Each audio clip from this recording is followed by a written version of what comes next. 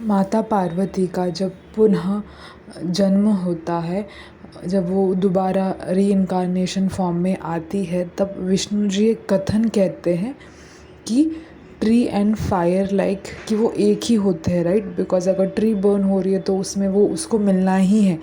But अगर tree में से, वो पेड़ में से अगर आपको फल चाहिए तो आग को उससे दूर रखना ही पड़ता है। इन दिस सेंस आप ये समझिएगा कि जर्नी में डिवाइन मैस्कुलाइन और डिवाइन फेमिनाइन अपना अपना काम प्ले कर रही है। आप दोनों को अलग इसके लिए रखा जा रहा है ताकि आप आपका जो पर्पस है, उद्देश्य है, वो पूर्ण कर सके। आपका डिवाइन फेमिनाइन एज अ कुछ कर्तव्य है वो आप करते हो, मैस्कुलाइन का कुछ कॉन्ट्रैक्ट्स है वो पूरा करते हैं।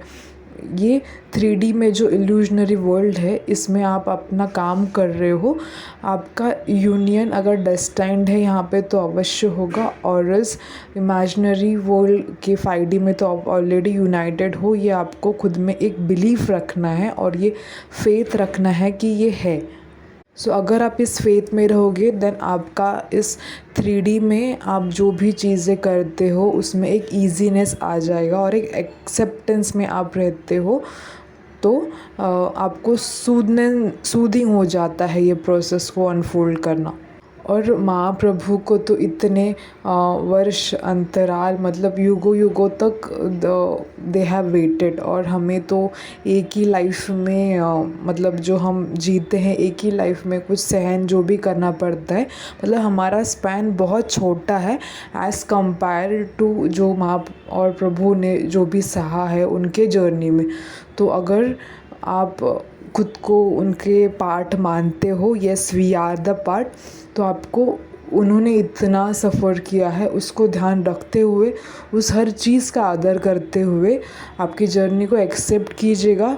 और जैसे वो अनफोल्ड करना चाह रहे हैं वो हो जाएगा। Just have this belief, faith. और मैंने मैम एक डेस्टाइन पाथ, और मैम से भी मैंने भी यही सुना था। She said so beautifully there too कि येस, अगर आप अवेकन हो चुके हो तो अगर आपके DM की अवेकनिंग प्रोसेस है तो वो भी उनका ही ख्याल रखेंगे। अगर आपकी जर्नी को यहाँ तक लाया है तो उनको भी वो बाय डिफ़ॉल्ट सपोर्ट कर रही हैं। आप आपकी चाबी जो है ये जर्नी की, आप आपके डिवाइन के हाथ में सौंप दीजिएगा। लेट देम हैंडल, और सब कुछ स्मूथिंग हो जाएगा और जो होना है वैसे अनफोल्ड होगा। I hope everything goods happen, और सब अच्छा ही हो रहा है। महाप्रभु का आशीर्वाद है हम सब पर। थैंक यू, प्रणाम।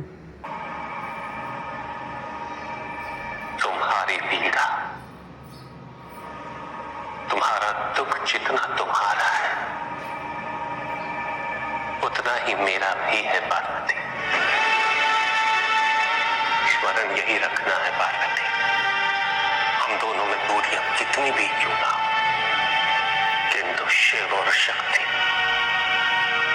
एक दूसरे से कभी पृथक नहीं हो सकते। तुम्हारा और मेरा प्रेम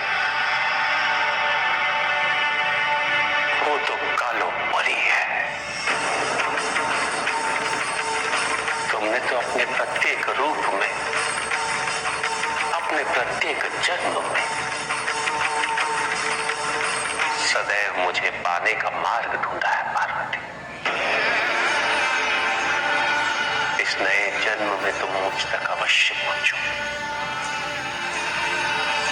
भले ही वो यात्रा कितनी कठिन क्यों ना हो, वो मार्ग चाहे कितना ही बाधित क्यों ना, और मैं अपने अधूरे पन पुनः पूर्णता हेतु तुम्हारी प्रतीक्षा करूंगा।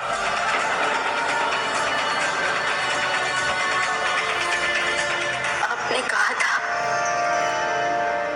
कि अंत तो एक आरंभ है,